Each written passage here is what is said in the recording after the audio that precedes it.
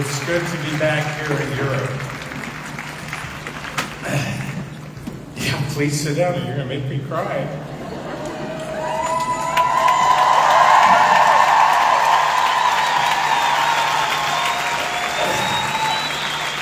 You know, I would be remiss if I didn't take a moment and tell you thank you. It's hard to imagine where we are right now during this time, at this moment in dōTERRA. I hadn't watched that Genesis video for a long period of time, and it was Kendra, who works with me, brought it into my office a week or two ago, and I watched that video. I think I sat and cried for a while. It seems like dōTERRA has a rich fabric. It seems like dōTERRA has a special place in the world, in what has become the community of dōTERRA,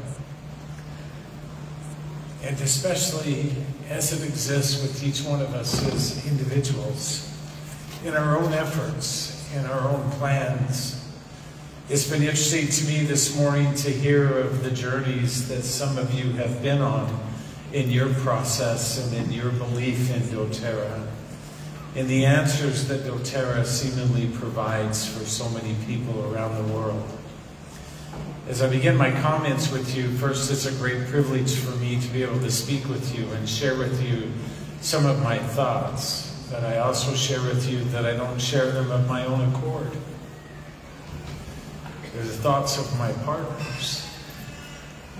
They're the thoughts of a collective unity in what needs to be done and what has already been done in dōTERRA.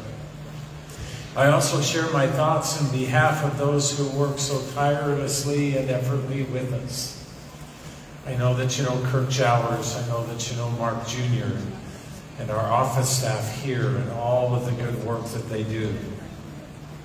And so collectively we give our thanks to you, our appreciation to you, because of the efforts that you likewise put within and that you put out towards other people. In my own thoughts of dōTERRA, it's interesting to look back and recognize and realize just all of the things that have been accomplished and to the extent that they have been done so. Whoever would have thought that essential oils, from where they were when we began dōTERRA to where they are now, would be so thought-provoking and life-changing for so many.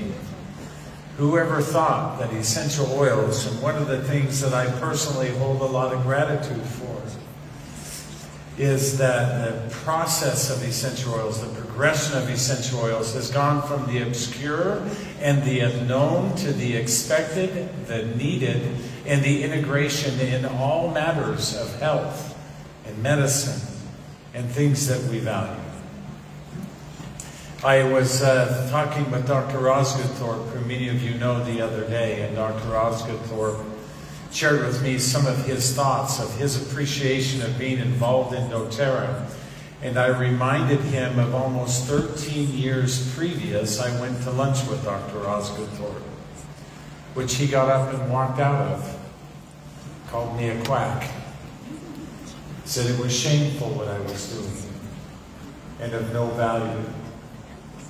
Each one of us in our own way have had that experience in one way or another. And so I've put some thought into some things I might share with you. And there's three things that I think we all have to be accepting of, because we are a part of dōTERRA. I hope that you sense and that you feel deeply within yourself the value that that brings to you, the importance that that holds for you, because you yourself have the opportunity to not only create change within your life, but within the lives that you come in contact with, those that you care for deeply, and those whom you will care for in that same way. In my own thoughts about dōTERRA, I think there's three things we have to recognize. One is that dōTERRA has to become your own. dōTERRA can't be something that you watch from the sidelines or that you watch others do. with impartiality on your own behalf. You have to become stagnated in your thoughts and in the things which you value the most, and say to yourself, I'm disciplined enough that dōTERRA has value for me, that dōTERRA has a place for me. You know, I've asked the question all the time, why do I still care about dōTERRA? I'm getting old. I look in the mirror in the mornings, I get up, I feel good. I think, man, it's good to be me. And then I walk in and I see the mirror and I'm like, no, it isn't. It's not good at all. It's strange to get old. But it's also wonderful to be where I am right now.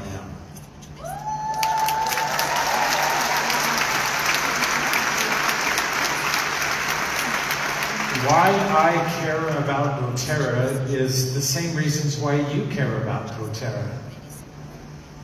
I got up this morning and my wife was having some struggles, and so I used oils on her, trying to help her feel better. Yesterday I was having some struggles, so my wife used oils on me, trying to help me feel better. That's no different than you. Your experience and my experience are exactly the same within dōTERRA. Who we are as a company is indelible. I sometimes hear conversations of individuals saying, it's time for us to transition dōTERRA. It's time for us to find the next great thing. And in my mind, all I hear is rhetoric when I hear things like that. Because I can't imagine anything that's more powerful than what we have done and that what we will yet do within dōTERRA. And so I offer you some encouragement to be, thank you, I'm glad there was at least 3 of you who like that comment. I offer you some, oh, it's too late now, it's too late. I offer you some encouragement to be immovable in your place. It's not easy. It's not always going to be adventurous. It's not always going to be fun.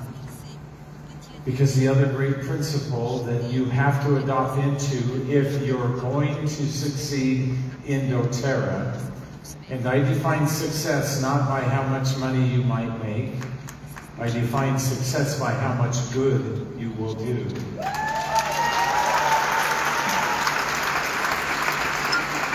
If you and I are to remain successful in dōTERRA, we have to commit ourselves to sacrifice. In watching that video, I heard Emily talk about dance lessons and sports because there was no money.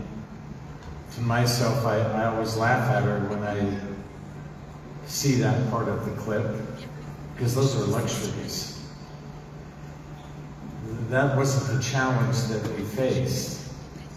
The challenge that we faced was nobody believed in what we were going to do. The challenge we faced was, in order to accomplish that, we had to give up everything that we had. Even my own mother, I remember her coming to me when I first got involved with essential oils. And I had worked very hard in my private practice model, trying to be well respected, trying to take good care of my patients in the best way that I knew how. And my mother came to me as I started to get involved with essential oils, and with all the love that a mother can muster, said, "What is wrong with you, son? Why would you give up everything for nothing?" And I didn't have the answer to that question, other than I felt like it was the right thing to do. Later on in my progression with my essential oils, my mother came to me as a patient. And I changed her life in a way that I had never been able to do before. With essential oils. It's kind of funny how things come full circle. I have this belief that no matter who somebody is, no matter who they are, Essential oils will have value for them and can be helpful. I've had lots of disappointment in my life in regards to the essential oils. I've had times where I felt like, how is it I can help people around the world? And the people who I love and care about the most, I seem to be able to do so little. You're going to sacrifice in a number of different ways, either because people don't believe in you or you don't believe in yourself. Maybe you're like me. I wake up most mornings and feel completely inadequate. I wake up most mornings and feel like I don't know why anybody would listen to me. I'm not an expert in essential oils. I'm just somebody who loves them.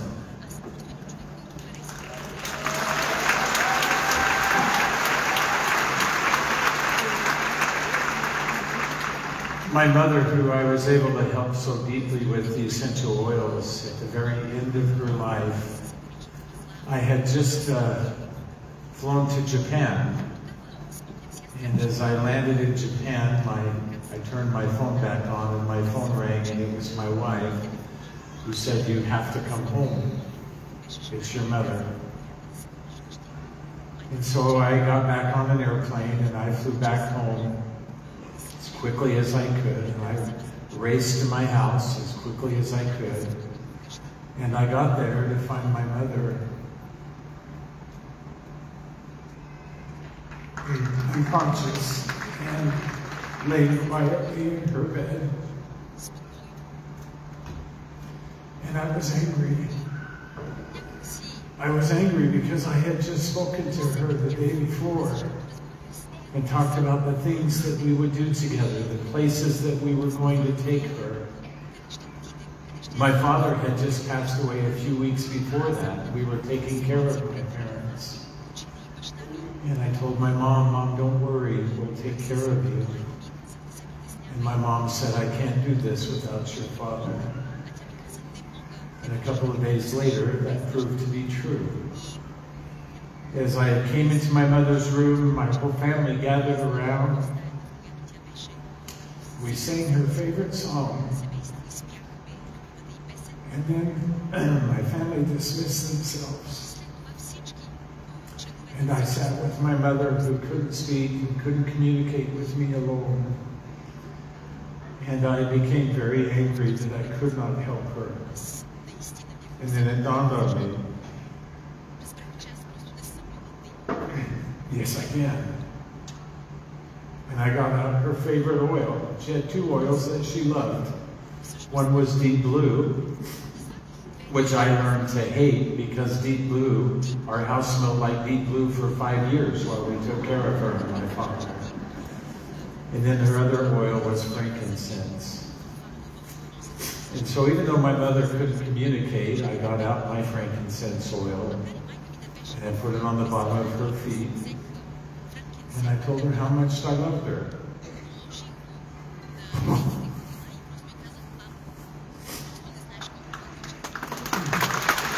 Sorry. And you know what's hard about this? I wasn't going to share any of this with you. I really wasn't. So my mother passed away a few moments later. Did I help her? No, I didn't save her life.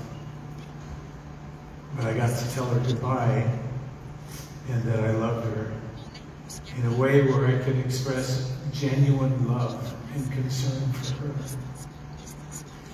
The essential oils have this unique way of binding us to something that's remarkable. You in your own journey are going to have a number of different sacrifices. I remind myself of a quote from Theodore Roosevelt that I committed to memory years ago. It says, it is far better to dare great things, even though checkered with failure, than to rank among those poor souls who neither enjoy nor suffer much, because they live in the great twilight that knows neither victory nor defeat. Be courageous in the things that you do. Be immovable in your own understanding and value for the essential oils. I hope that you have confidence in dōTERRA. I hope you have confidence that in spite of the challenges that we sometimes face, the mistakes that we sometimes make, the overlooks that we sometimes have, they're not intentional. They're not purposeful.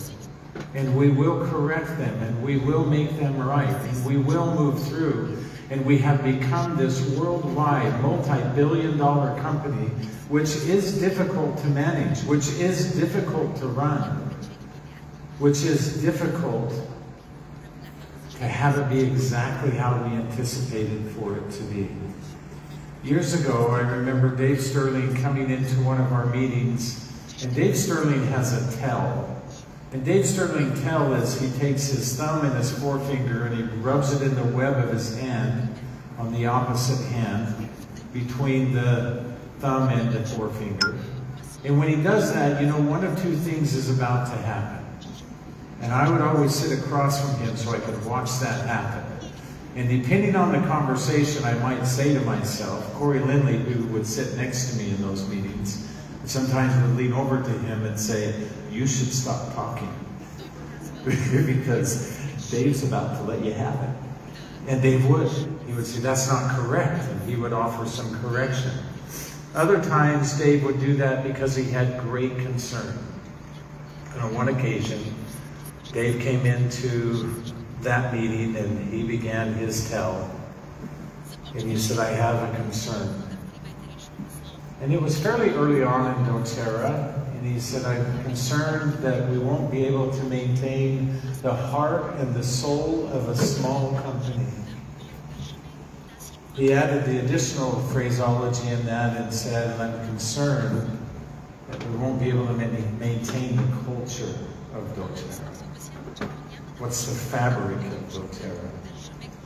And so we talked about that for a while during that meeting. And over the next several weeks, we talked about that multiple times.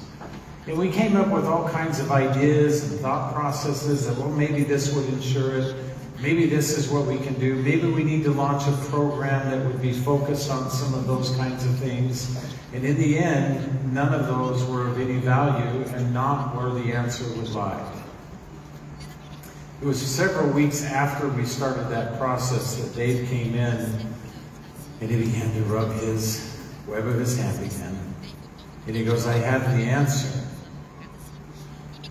And we asked intently, well, what is it? Because we had not been able to resolve it. And he said, the answer does not lie with us. It lies with you, with each and every one of you. We sometimes talk about the legacy that is dōTERRA. We talk about the framework that we live and that we breathe within. In my own experiences, I've learned that there's three things that we all need and that we all want.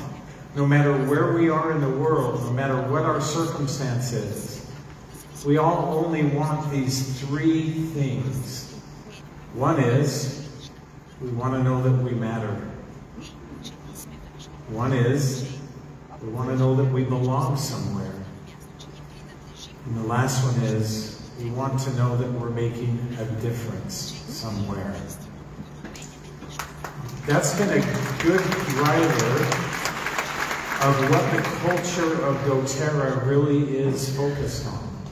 Who we are at our core, who we are at the very heart of where we are. Helen Keller once said, the best and most beautiful things in the world cannot be seen or touched.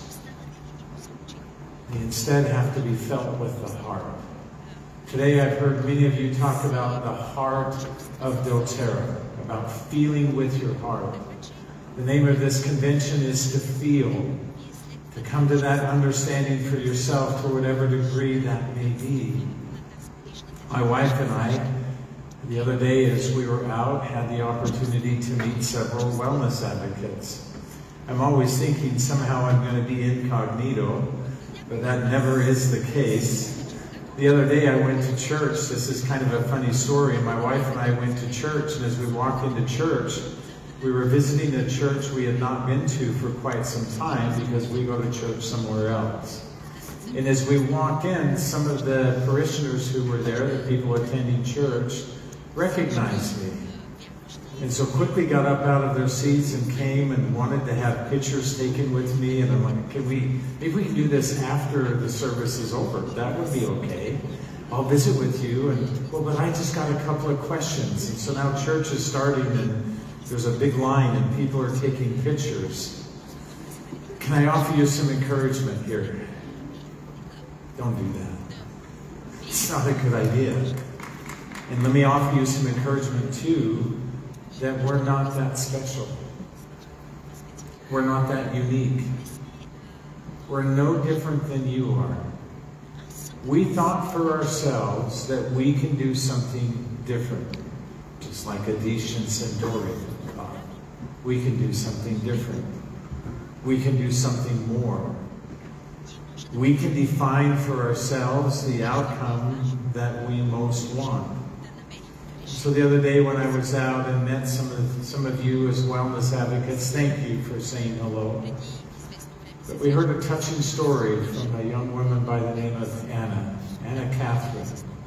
We met some of her friends as well, Jody and, yes, 2 other people.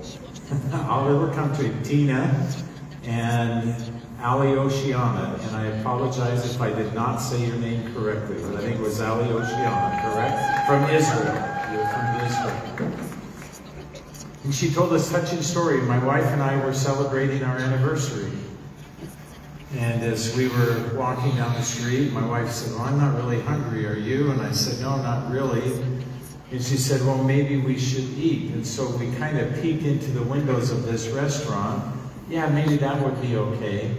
And we were seen by Anna Catherine, who came out and shared a touching story with us. I'm sorry if I share something you would not like me to, but be mad at me later if I did. She talked about the passing of her husband. And she talked about the place that she had found in dōTERRA. In the place that she had found with her good friends who love and support her. As you left, what you don't know is my wife and I talked a great deal about you, about what you represent. It's the goodness that permeates throughout dōTERRA.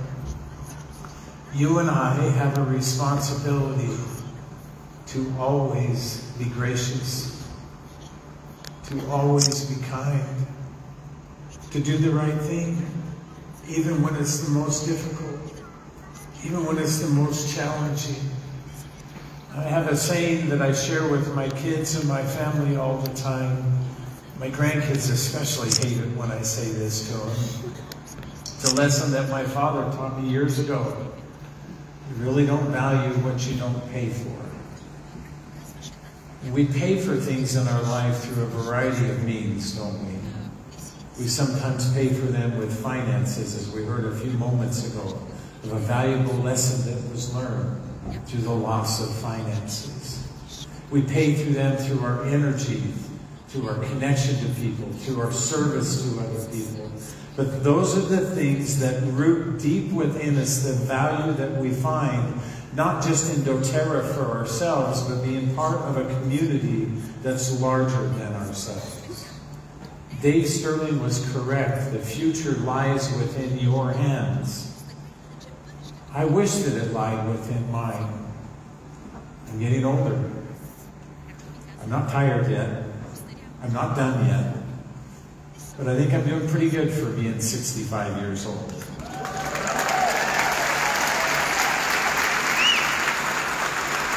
I went to the doctor not too long ago. One of the things I love to do personally is I love to fly airplanes.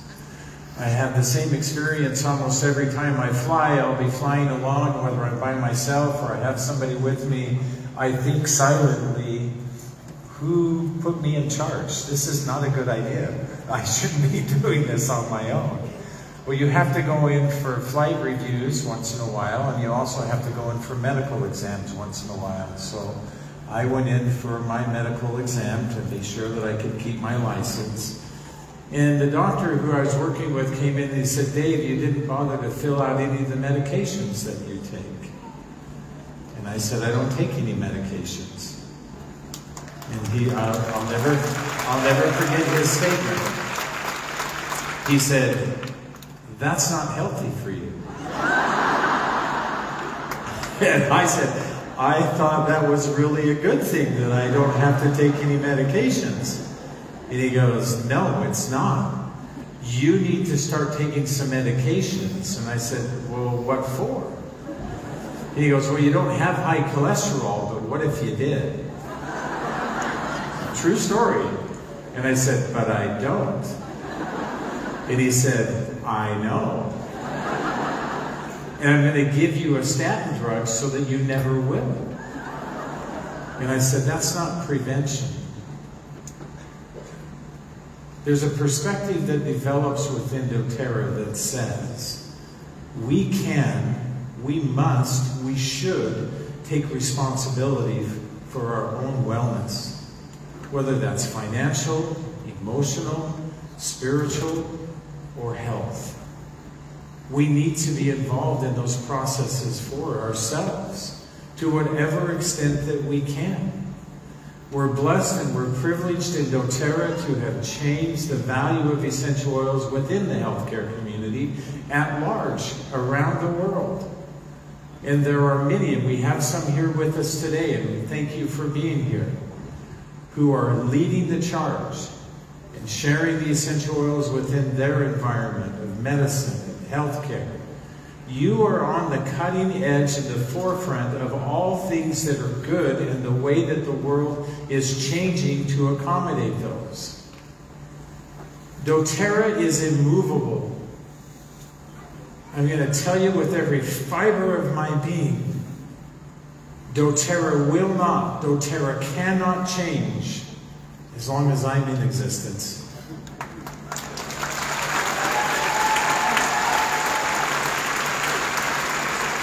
And if we do change, it will be for the better, not by misalignment with what we once did, but through the progression of learning and understanding and knowing more of the value that it provides for us.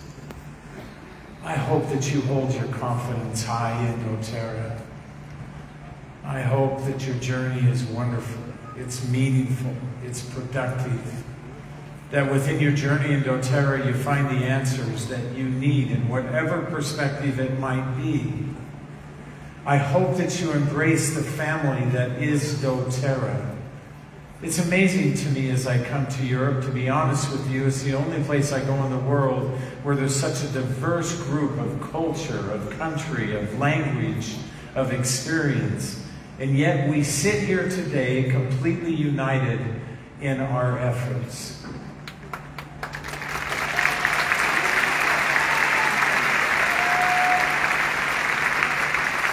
I have one more thought I want to share with you, if I may. And don't misunderstand this thought. I'm not speaking about myself, but rather what it represents. And it's a poem I memorized a long time ago that I remind myself of quite often, because it reminds me of the responsibility that we have.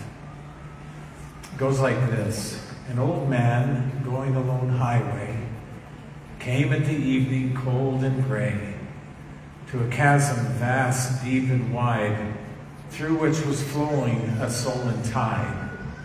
The old man crossed in the twilight then. The sullen stream had no fears for him, but he paused when he reached the other side and built a bridge to span the tide. Old man, said a fellow pilgrim near, you're wasting your strength in building here. You've crossed the chasm vast, deep and wide. Why build you a bridge at even tide? The builder lifted his old gray head. In the path I have come, he said, there followeth after me today a youth whose feet must pass this way. This chasm which has been not to me, to that fair-haired youth, may a pitfall be. Good friend, I'm building the bridge for him. Can we please, all of us, be a bridge builder? Can we look beyond where we are right now in this moment? You might be in your very prime in your dōTERRA journey. You might be in the beginnings of your stage in dōTERRA with your whole future ahead of you.